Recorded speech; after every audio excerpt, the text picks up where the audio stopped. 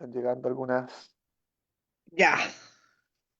Muy Vamos, buenas solicito. tardes, buenas noches, buenos días, dependiendo del lugar donde estamos. Estamos en la entrevista de los paréntesis organizados, una plataforma cultural chilena dedicada a la difusión artística, el pensamiento crítico y la creación interdisciplinaria. Por favor, visite nuestro sitio web www.entreparéntesischile.com. Hoy día estamos en la entrevista con Yamil Marlenzuela, músico, compositor, gestor cultural, ariqueño. Viene desde muy lejos este joven, con una sólida trayectoria en la escena independiente chilena. Ha publicado los discos La Piedra Inmaculada, Ya llegó el Apocalipsis, grandes éxitos de ayer y hoy, y formando parte del catálogo del sello Aquimarrócapa Discográfica Independiente. También creador y director del sello Revoltijo Mental Sonoro, impulsando la difusión de artistas independientes. Ha recorrido diversos escenarios dentro y fuera de Chile. Entre 2017 y 2018 realizó una gran gira autogestionada. Yo me acuerdo de esa gira por Perú, Bolivia, Ecuador y Colombia, fortaleciendo redes con la música latinoamericana. De 2014 conduce el programa Ruidos Locales. Ya ha entrevistado y ha difundido una cantidad de músicos increíble. Bienvenido, Yamil, ¿cómo estás? Bien, y tú, Nedasca, ¿cómo estás? Oye, muy contento de la invitación. Espero que tengamos una entrevista, una conversación dialéctica y hermosa y entretenida. Mira, este molde de entrevista yo lo hago con unos muchachos que son de la Universidad de Chile, que son estudiantes de la carrera de letras. Y la primera parte de la entrevista es un ping pong. ¿Tú cachai cómo Dale. funciona el ping pong? Sí, Ya, toma, yo te hago una recibes, toma, pregunta recibes. y tú me contestas rápidamente. Bueno, ¿Ya? ya. ¿Arica o Santiago? Arica. ¿Guitarra acústica o eléctrica? Mm, eléctrica. ¿Componer de día o de noche? De noche. ¿Vinilo o streaming? Vinilo. Mm. ¿Ensayo o escenario? Hoy, ensayo. Escenario. No es lo mismo. Pero es diferente. Pero si me das a elegir, hoy disfruto más ensayar que tocar. ¿Ya? O sea, ¿Silvio disfruto más Rodríguez? grabar que tocar. ¿Silvio Rodríguez ¿Cómo? o Violeta Parra? ¿Silvio Violeta Rodríguez Parra. o Violeta? ¿Rock, folk o canción de autor? Canción de autor. Una ciudad que te haya sorprendido en tu gira. Guayaquil. Un músico chileno que admires.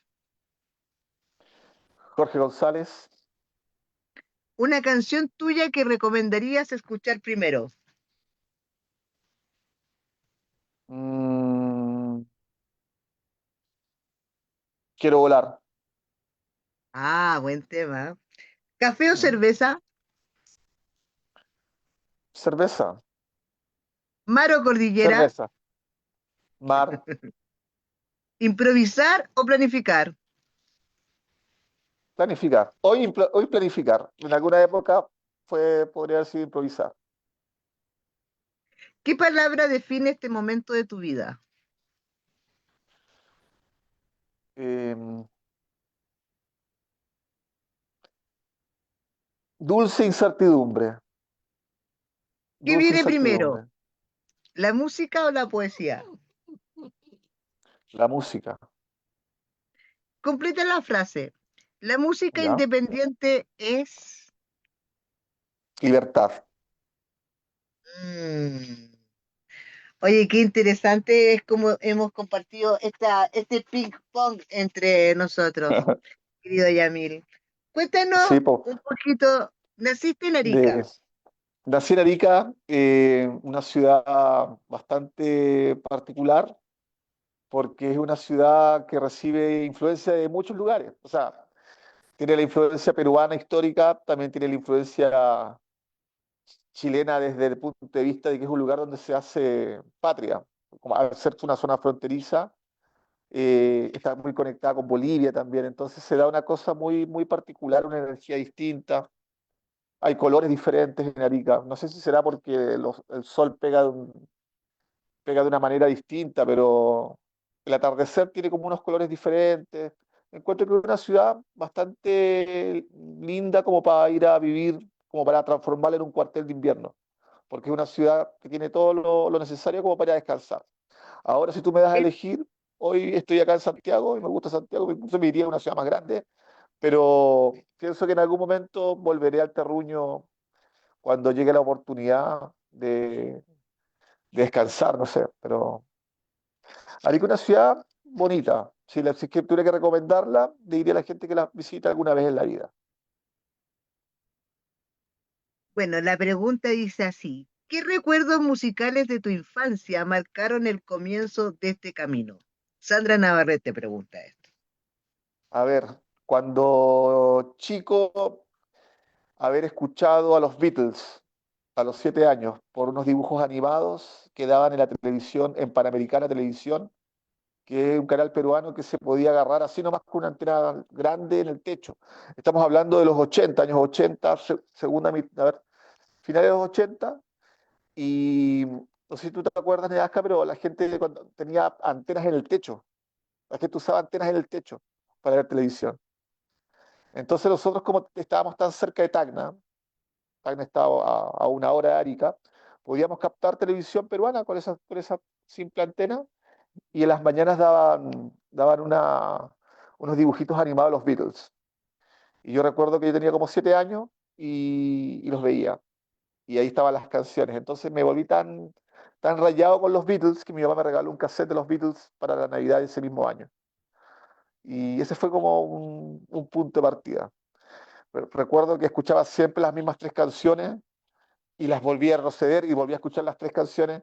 Y eran canciones súper depre, súper melancólicas. Entonces mi mamá me retaba, me decía, pero ya mí, cambia la música, ya me tenéis loca escuchando las mismas 3 canciones, deja que el cassette siga. De eso me acuerdo. Yo me acuerdo que mi papá cuando escuchaba a Los Prisioneros y después escuchaba Café Tacuba y después escuchaba, no sé, pues, a los fabulosos Cadillac, siempre me decían, toda la música que escucháis tú se escucha igual. Qué loco. O la típica cuando estáis con el, con ¿Eh? el, con el lápiz Bic retrocediéndola así. Ah, sí, un clásico, un clásico. Un clásico ¿Y qué me, que los niños de hoy no sabrían entender para qué sirve un lápiz y qué podría conectar un lápiz y un cassette. Pero bueno, era la forma que teníamos para retroceder la cinta, claro, o para que hiciera adelantarla? ¿En qué adelantarla. momento descubriste que la música sería mucho más que un hobby? Como a los 9 años, más o menos, cuando empecé a tomar clases de guitarra primero y después cuando empecé ya como a, a armar mis bandas con mis compañeros de curso, del colegio. Ahí como que me di cuenta que en realidad era lo que disfrutaba mucho. No, quizás no desde el punto de vista como para dedicarme a eso 100%, pero sí era algo que me liberaba, que me hacía sentir bien y que yo sentía que tenía talento para eso. Así que más o menos eso, como a los 10, 11 por ahí, en Mejillones, porque yo viví en Mejillones un tiempo. Viví en Mejillones 3 años, 4 años viví en Mejillones. ¿Y Que tuviste un pareciera como amor? que fuera. No, porque era muy niño, era muy chico, pero sí me gustaban niñas de mi edad, sí me gustaban en el colegio. Típico cuando a uno le gusta, hacia los 11 años te gusta alguien, pero es un amor muy, muy infantil, muy pueril, muy así inocente. Y en esa época tomé clases de guitarra y teníamos un profesor que era un profesor también de la escuela. Entonces tocábamos siempre los actos cívicos o teníamos como siempre tocatas de presentaciones para la comunidad y le encontré ¿cómo podríamos decir? Le encontré la gracia y la fascinación a poder tocar en vivo. Yo me acuerdo que era como una cosa que todavía me pasa, pero cada vez me pasa menos, que era como una especie como de adrenalina o satisfacción de tocar. Ahora estoy como en una etapa como de tocar poco, como que yo siento que tocar por tocar no tiene como ya pero mucha gracia, pero en ese tiempo era como un hambre por donde me invitaran iba. Así que eso es como mi recuerdo de esa época, de de mis comienzos musicales en Mejillones. Tus discos tienen títulos muy particulares. Ah, ¿Qué sí. historia hay detrás de eso, de la piedra inmaculada, por ejemplo? Porque La suena, piedra, suena rimbombante. Oiga, quiero no, es que disculpar suena si tengo como, los ojos no sé, brillosos. como media religiosa incluso, así como inmaculada, La así como la piedra Inmaculada inmaculada. Concepción. Mira, The Stone Immaculate es un track de un disco de los Doors, que es un poema de Jim Morrison, que yo una vez leí, eh, escuché, no sé, cuando tenía como 15 años. eh, un amigo mío, Cristian Ramírez, al cual le mando un saludo, tenía este cassette, me acuerdo. Y este CD ya, en ese tiempo ya eran CDs. Y, y siempre me quedo dando vuelta. Y resulta que como cuando hice este primer disco de La Piedra Inmaculada, eh, me andaba buscando como algo que me hiciera como algo que tuviera como un concepto. Y el concepto era como una especie de, como de Big Bang interno. Algo así que como que pudiera resumir eh, un quiebre, un antes y un después respecto a la vida en que yo, o la vida que yo sentía que estaba teniendo. Porque yo sentía como que necesitaba que, no sé, como que había que dejar un poco como la adolescencia, el hipismo, como la cosa media informal, y había que hacer algo serio, como que ya entrábamos como una etapa de la vida donde había que ponerse, digamos, a, a tomar las riendas del camino de una manera mucho más lúcida y profesional, si se quiere. Entonces, ahí inventé esto, que era la piedra inmaculada. Inventé un viaje, o sea, el viaje fue real, pero lo inventé como una excusa en donde yo le decía a la gente que iba en busca del Puka Lama Oku, que era un lugar como ficticio donde ahí estaba la piedra inmaculada. Y un día, bueno, yo estaba viajando por Perú y Bolivia y un día como que sentí que la había encontrado. Y ahí como que decidí hacer este disco que se llama La Piedra Inmaculada. ¿Y por qué la Piedra Inmaculada? Podría ser la Piedra Inmaculada, podría ser, no sé, el Santo Grial, podría ser la Piedra Roseta, podría ser cualquier cosa que tenga como una connotación mística, como para darle un concepto a algo grandilocuente.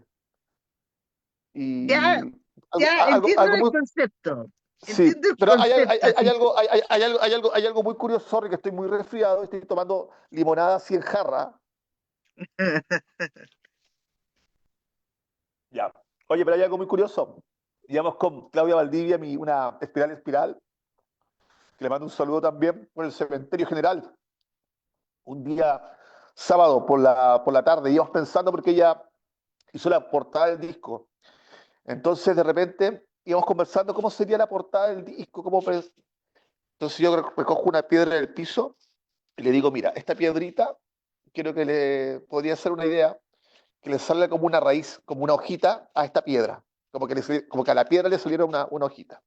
Entonces, esta chica se llevó la piedra a su casa y después me escribió de que estaban pasando cosas raras en su casa, de que había como una energía oscura, como que algo. Entonces, como que ella se sugestionó tanto que nos juntamos a la noche siguiente a dejar la piedra que habíamos recogido del cementerio, que ella alcanzó a dibujar. De hecho, la piedra que aparece en la portada es la piedra que recogimos del cementerio. Y la fuimos a dejar a una iglesia. La enterramos ahí en la iglesia de los Sacramentinos, que es la iglesia donde yo estoy ahora. Tengo una pequeña librería, que de ahí hablaremos de eso. Y ahí la dejamos porque sentimos que, y todavía creo que lo creemos, ella lo cree más que yo, de que efectivamente agarrar una piedra del cementerio significó llevarse algo energéticamente muy cuático para la casa. Y por eso tampoco, eh, el otro día había un naranjo en el cementerio y estaban las naranjas en el piso. Agarré una para comerme una y después me dio cosa comérmela y la dejé ahí nomás. Después descubrí que en realidad puede que no pase nada. Pero yo dije, igual, no sé, en una de esas tendrá más proteína, no sé. No sé, en realidad lo que pasa es que hay mucha energía donde hay mucha tristeza alrededor, ¿cachai? Porque tú vas a Eso. enterrar a alguien. Oye, mi perra me está puro molestando, disculpa. Ah, yo pensé que era el fantasma Blé.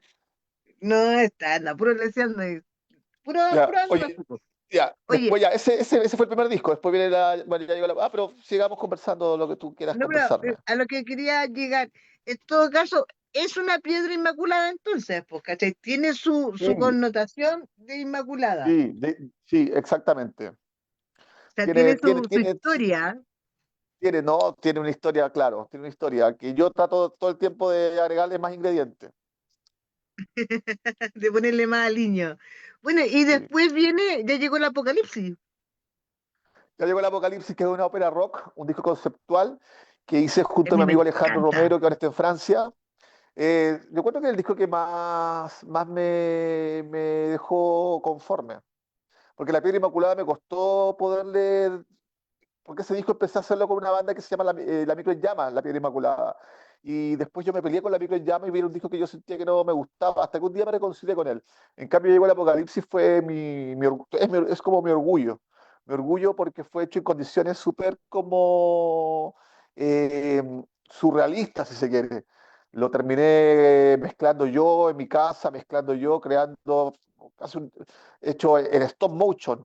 Iba cortando fragmento por fragmento, pegando, sacando solos de guitarra, cortándolo, moviéndolo, ralentizándolos, dándolos vueltas. Era una cosa, como la manipulación llevado al extremo. Y por eso Oye, encuentro que es disculpa que te interrumpa, una obra para que interesante. nuestros auditores lo comprendan. Es como cuando un escritor está editando un poema, que lo Claro, sube, que claro, lo claro. baja, que lo escrita, que lo corta. Pero la Sí, diferencia está en que ellos tienen que preocuparse del sonido. El músico tiene que hacer que el sonido coordine con la palabra, con el verso, claro. con el fondo. Es un Y trabajo muy agotador en todo caso. Yo lo he sí, visto po. trabajar y es agotador. Y, y lo, y lo, y lo particular del asunto es que como yo no tenía como monitores, digamos, profesionales de los que hay, de los cuales, con los cuales yo ahora puedo usar, que son los que están en Ruidos, por ejemplo, que es un estudio, digamos, hecho y derecho. Yo estaba haciéndolo en mi casa. Bueno, a pesar de que igual grabábamos algunas partes en un estudio, pero la mayoría del disco se hizo en mi casa. O sea, se mezcló en mi casa y se editó en mi casa. Entonces yo la única, digamos, referencia que tenía para poder trabajarlo era escuchar otros discos. Entonces, por ejemplo, escuchaba un disco, me ponía audífonos, porque incluso hasta muchas veces lo mezclé con audífonos, y escuchaba, no sé, un disco de los Beatles, por ejemplo. Entonces yo ahí podía tener como una referencia de cómo tenían que sonar los bajos, como, digamos, en cuanto a cuerpo. Entonces fue algo muy artesanal y, y muy tedioso. Y tiene la particularidad que salió editado el día que supuestamente era el fin del mundo maya. El fin del mundo maya es el 21 de diciembre del 2012, ¿te acuerdas? Y Sí, había mucha sí, me gente que acuerdo estaba, que estábamos sí, todos nerviosos porque no sí, sabíamos si se acababa el mundo. Bueno, ya. no se Y acabó. ese día, no se acabó. Ese día fue el lanzamiento del disco. Y, y es un disco que tocarlo en vivo, yo suelo tocarlo en vivo con la guitarra acústica o de repente lo he tocado en formato eléctrico, pero es un disco que tocarlo para que suene igual que como suena en el disco es difícil porque el disco está plagado de capas de guitarra, de capas de voces. Yo siento que es más como una pintura, como un collage, como un cuadro en donde tiene muchas capas, capas, capas, capas. Así suena Ya llegó el Apocalipsis. Y más como como por, no sé si llamarlo de efecto, pero más como porque así tuvo que salir que porque por el mismo proceso quedó así. Entonces, para mí no me lo cuestiono tanto. Yo prefiero que, como que al final hay una estética que me gusta, que tiene que ver con eso, po, con las capas de sonido, con la pared de sonido a los Phil Spector, así como capas de guitarra, que se escucha algo como denso. Me gusta esa cosa a mí. Oye, es muy entretenido escucharte hablar porque yo estaba aplicándolo así a modo de escritor y tú lo explicaste a modo de pintor, ¿cachai? Porque el pintor ¿Mm? también tiene un proceso en el que va capa por capa. Claro, claro. Y con la música pasa lo mismo, por lo menos en mi manera de hacer los discos. Me he dado cuenta con el tiempo que, que cuando uno, hoy me estoy mirando y tengo cara de resfriado de verdad, qué loco. Para que todos vean, no es mentira, Yamil sí No es está mentira. enfermo. Sí, y bueno, la cosa es que me he dado cuenta con el tiempo, con el pasar del tiempo, escuchando esos discos y escuchando los discos después, como el grande éxito de ayer y hoy, y los singles que estoy grabando con mi amigo, mi hermano Miguelito en Ruidos, Miguel Delgado, que es un maestro, eh, como que hay una estética, como que al final de cuentas, de una manera casi, podría decirse inconsciente o premeditada, o no, pero hay como algo que tiene que ver como con un sonido, como con una estética. Y eso es interesante porque tiene que ver con eso, po, de las formas de trabajar, de las capas, de la pintura, ¿no? De la manera El trabajar la de plasmar los sonoridad sonidos. de algo es como el escultor, o sea, tiene que quedar bien Claro, desde esta perspectiva, claro. etcétera. Sí, ¿Cómo po. ha Y es un evolucionado, trabajo. cómo ha evolucionado tu manera de escribir y de trabajar los discos desde esta que es como tu raíz, es como tú partiste, a cómo lo haces ahora? ¿Cómo lo ves Mira, tu evolución? ¿cómo lo veo? ¿Cómo veo mi evolución? Es loco, porque alguien podría quizá pensar de que las mejores canciones de uno son cuando uno es más joven, o cuando uno está más limpio o menos contaminado, o que hay una etapa en donde uno es como un filtro abierto y le es más fácil poder bajar de este lugar que es como invisible, ¿no? Este lugar que es como el éter, por decirlo de algún modo, las ideas, las canciones, las melodías, las cosas y que llega un punto donde como que uno se repite, empieza como a repetirse a sí mismo. Pero no, yo siento que ahora, hoy por hoy, tengo otra manera de encarar la música. Cuando escucho las canciones que hacía cuando chico, claro, hay una manera mucho más directa, quizás las temáticas eran diferentes, a lo mejor el mensaje era distinto. Ahora soy quizá un poco más críptico, por decirlo de algún modo, o soy como un poco menos evidente para dar un mensaje. Y musicalmente hablando, solamente desde lo musical, yo siento que tengo más elementos para poder, digamos, componer, porque uno va escuchando nuevas cosas, uno va metiendo al acervo, metiendo, digamos, al espectro musical de uno más elementos, a la biblioteca musical más elementos. Eso Entonces, es interesante como uno va cambiando. es verdad. ¿Sí? Imagínate que antes no conocía a Fela Kuti, por ejemplo, o a Serge Gainsbourg, uno de mis músicos favoritos, un francés que siempre recomiendo a la gente que lo escuche, aunque es antiguo, bueno, pasó en muchas épocas. Eh, Porque cuando partí, yo era muy pegado con los Beatles, después conocí a Charlie, después conocí a bueno, de chico conocí a los Jaivas, a Violeta Parra y todo eso. Pero si ahora pudiera, en esa época no me interesaba, por ejemplo, Genesis, o no me interesaba Pink Floyd, por ejemplo, cuando estaba chico, cuando empecé a escribir canciones. Ahora sí, entonces ahora como que tengo otro rollo respecto a de dónde tirar las cuerdas, de dónde sacar de dónde meter, digamos, el balde en el pozo.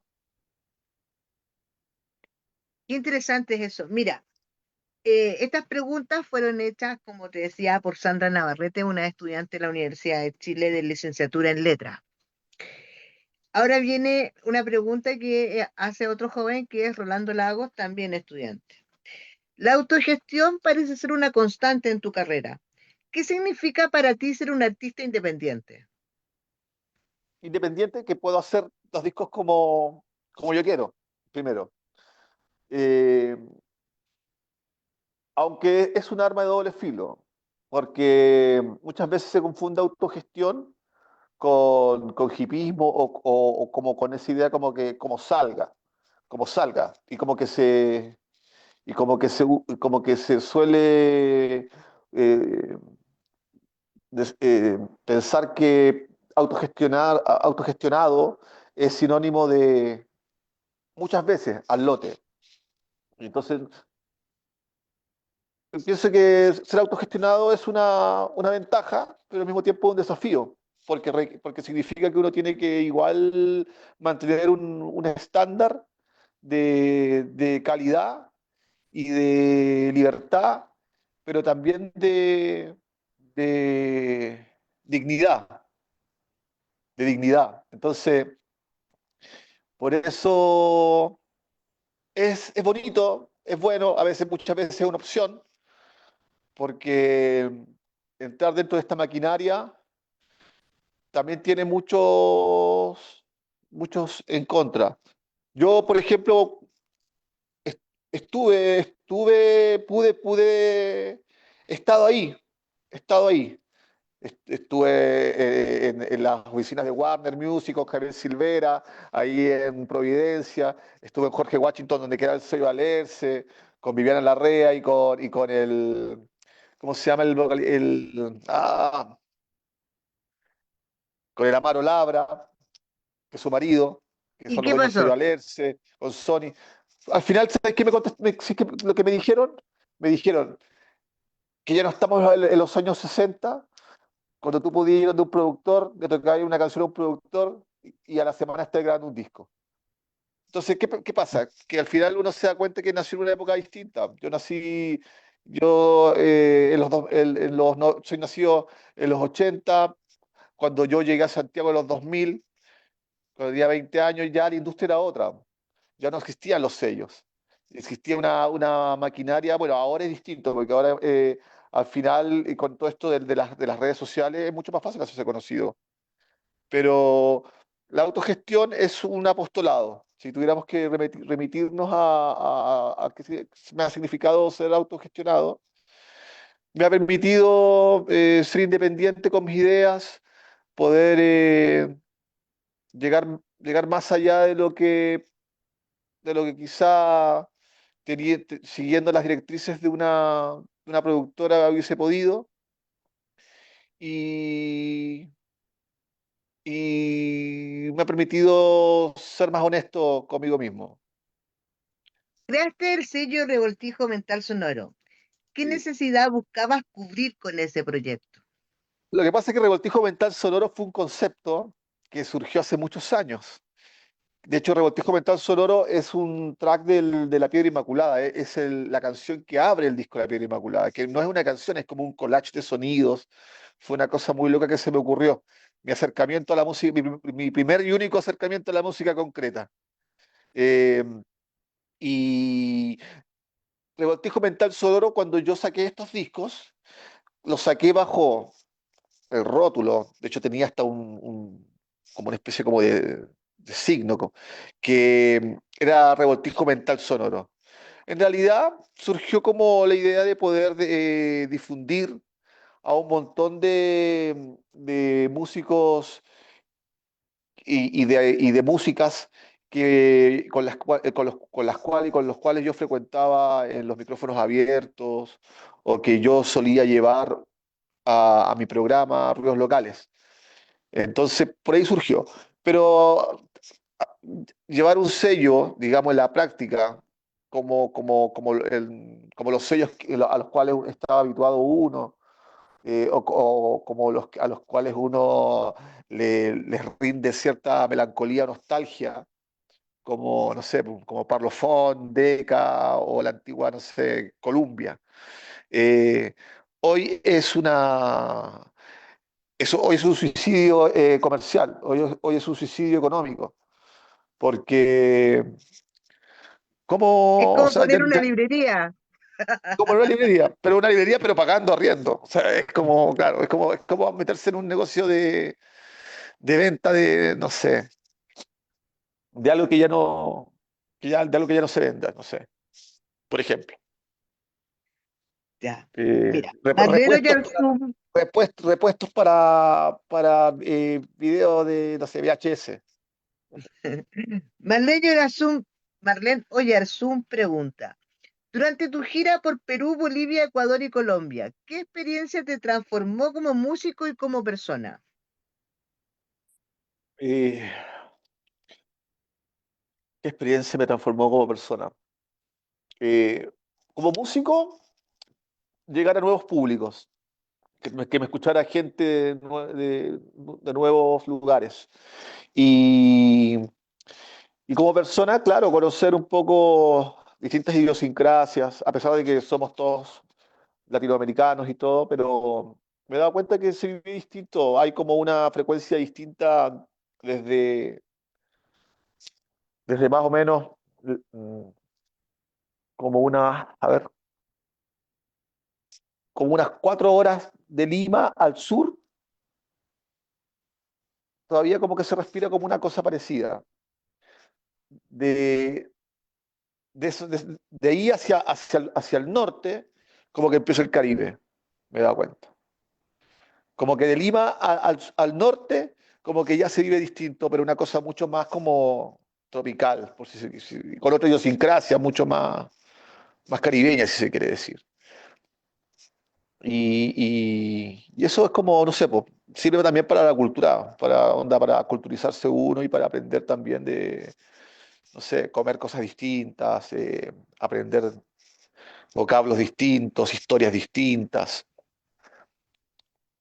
Ya. Eh, qué sé Marlene yo. pregunta, ¿qué diferencias encuentras entre la escena musical chilena y la de otros países latinoamericanos?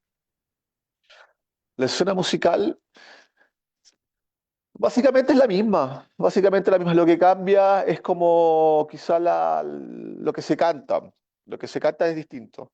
Por ejemplo, yo me acuerdo que yo cantaba, no sé, pues, Entre los colores en Colombia, y cuando decía, eh, hoy es una once especial, compre palta para el pan, la gente me dice, ¿qué es once? Entonces yo tenía que explicar y como que eso es como lo diferente, los vocablos. Pero básicamente cuando uno es como un músico que basa su música en la contingencia, nuestros países prácticamente tienen los mismos problemas, que es como falta de oportunidades, que es como de repente vivir subyugados ante la incertidumbre, de la mala incertidumbre. Porque yo como que he aprendido a conocer una dulce incertidumbre en el último tiempo. Que ahí después, si querés, me preguntas de eso, pero como que las temáticas en Pero, estos no, pueblos pero oprimidos de contesta el Latinoamérica tiro, son lo de las la mismas. dulce incertidumbre, ¿eh? Me gusta Ah, esa palabra, suena bien, mira, suena como título de sí, libro. es que la dulce incertidumbre, ¿sabes por qué? Porque me he dado cuenta que yo ahora estoy viviendo una etapa en donde soy un emprendedor. Tengo una librería que se llama Librería Tienda Eve, junto a una socia, Paola Cantero, una tremenda escritora de este país. Y tenemos esta librería. Entonces, para que yo pueda, digamos, hacerme cargo de esta librería, tengo que igual tener otros trabajos, pero otros trabajos desde la independencia, para poderme dedicar a este emprendimiento. Entonces, ha significado eh, eh, tener como cierta, digamos, tener que ser independiente y obviamente ser independiente, a veces uno tiene que ordenarse de manera distinta y hay como una incertidumbre que es el aroma de la libertad. No sé si me explico. La libertad, el aroma de la libertad es la incertidumbre, porque de algún modo tú igual la vas a hacer. De algún modo como que si es loco, pero si tú trabajas y te mueves con todas tus pegas, yo por ejemplo administro ahora ruidos también. Entonces es como que con todas las cosas que hago, que al final son puras cosas así como que trato de todas, que todas sean como digamos sustentables, eh, puedo digamos vivir, no me sobra, pero vivo tranquilo, pero es como entretenido, hay como algo entretenido, digamos, en ser como tu propio jefe. Cuesta, se trabaja el doble. A veces uno tiene cosas que cumplir sobre todo con impuestos internos, como como con digamos, la municipalidad, como que, digamos, los compromisos contractuales de tener una empresa, ¿no? De tener como una tienda, de tener como una cosa, un negocio. Y cuesta de repente tener las lucas para poder, digamos, pagar todo, para pagar la contadora, para esto, para lo otro, para traer nuevos libros, para que pero dentro de toda esa pega, dentro de toda esa vorágine, no hay nada como ser el propio jefe de uno y ser, digamos, libre, po, y ser libre y poder, digamos, manejar tu tiempo. Entonces a eso me refiero con la dulce incertidumbre. Ese es como el concepto de la dulce incertidumbre. El aroma de la libertad. Porque uno pensaría que es todo, digamos, dulce o que todo es como maravilloso. Pero no, a veces ser tu propio jefe o ser tu propio o tener tu propio negocio, tú trabajas el triple. A veces igual está ahí de repente al 3 y al 4, pero al final de cuentas uno siempre, si es que es, digamos, metódico y, y es ordenado y no está, digamos, despilfarrando y si uno está encomendado a todos sus ángeles y a Dios, no sé, yo pienso que no debería por qué irte mal. Y estoy en Eso es esa, cierto, porque la idea tuya de esta librería de tiendas TV es algo, como decíamos en delante, quijotesco, o sea, es una ilusión pensar que esto pueda funcionar, porque sí, porque, siempre, sobre todo que todo negocio cuando empieza es pura inversión y aparte de la inversión también requiere mucho gasto claro. y tienes que suplirlo de alguna forma. Claro, entonces nosotros igual, en cierta forma, hemos tenido que, bueno, yo trabajo, como te digo, tengo otras pegas, pero sin tener que descuidar tienda Eve. Y sería mucho más fácil que yo pudiera, digamos, hay gente que dice que, no sé, pues, trabajar 8 horas diarias 40, bueno, ahora 52, no sé, 40 y tantas horas diarias. Ya uno trabaja en una oficina, por ejemplo, pero tiene su sueldo fijo seguro a fin de mes y todo, ¿cierto? De repente uno podría pensar que es mucho más, digamos, sensato para la paz interior o para estar más calmado y todo, porque es una cosa segura. Yo aposté a la... Estoy apostando ahora como a esta quijotada de ser mi propio jefe. Y hasta el momento he salido airoso. Tenemos con la librería Tienda Eve, vamos ya para el segundo año, vamos, bueno, recién llevamos un año y medio y, y vamos bien, vamos, digamos, estamos tranquilos, estamos dándole con todo, tenemos nuevos desafíos, estamos trayendo joyitas, así que invito a toda la gente para que nos visite. Saliendo del Metro Parque Almagro está la Plaza Carlos Pessoa Vélez, la Plaza de los Libros Carlos Pessoa Vélez, a un costado de los Juegos Diana, San Diego con Santa Isabel. Local 3. Hay un escenario muy lindo con mosaico, justo en la Plaza Carlos Pessoa Vélez, que lleva el nombre de un gran poeta chileno y frente a ese escenario estamos con librería Tienda Eve.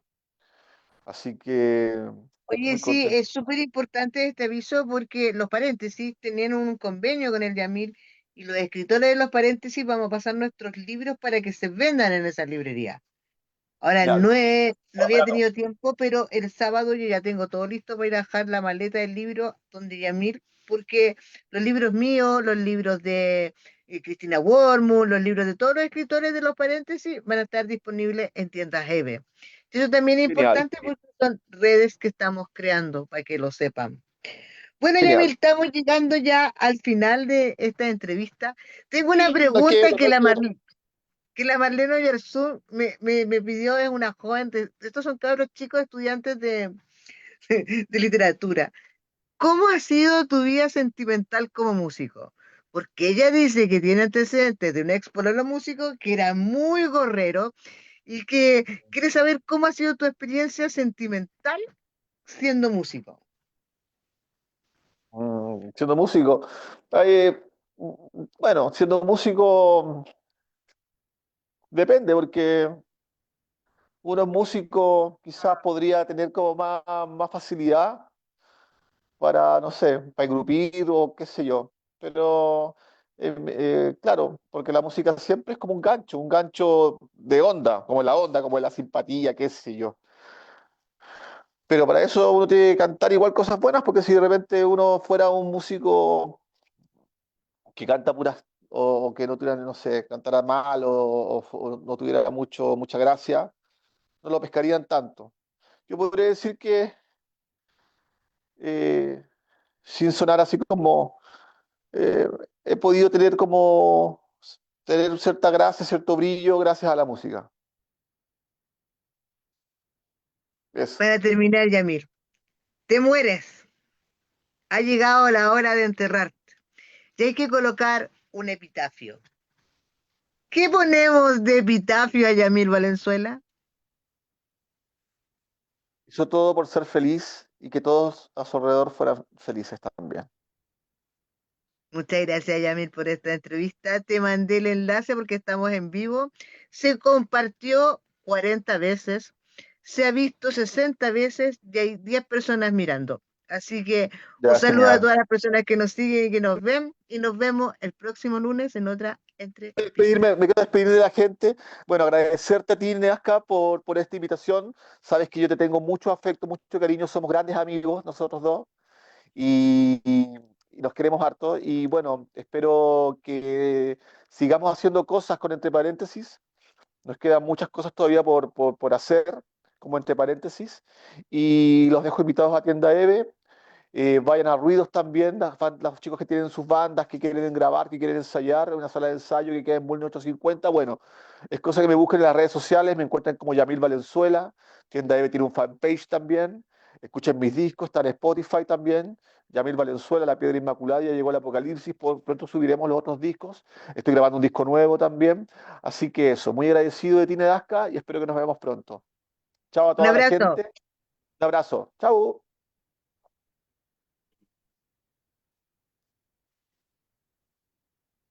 Gabrielita.